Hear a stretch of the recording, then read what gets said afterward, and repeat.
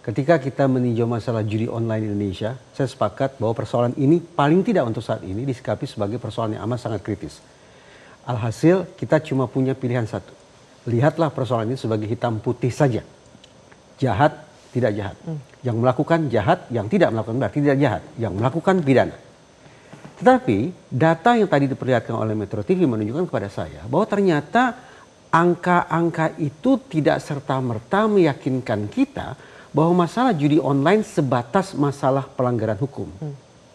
Sehingga dimensi judi online ini sekali lagi tidak hanya pada aspek pidana atau penegakan hukum, tapi perkiraan saya paling tidak ada 3 dimensi lainnya yang juga perlu mendapat perhatian secara proporsional. Ya. Dimensi yang kedua misalnya, saya menangkap kesan bahwa sebagian orang aktif dalam judi online tanda petik semata-mata untuk tujuan rekreasional, tujuan sosial.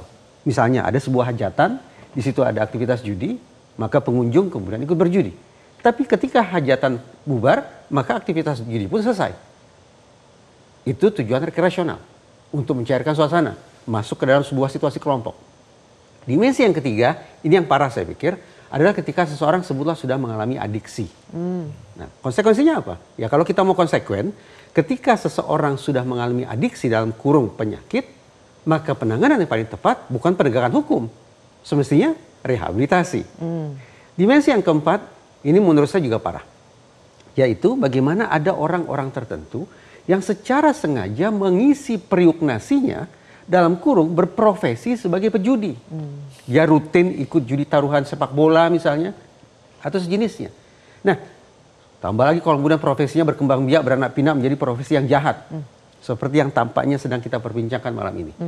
Ringkas kata, ringkas cerita, kalau 4 dimensi ini betul-betul kita coba telaah, maka sah sudah.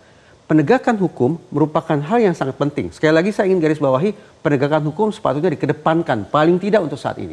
Tetapi tersisa ada 3 dimensi lainnya yang menurut saya tidak akan teratasi seandainya kita hanya terfokus semata pada dimensi penegakan hukum.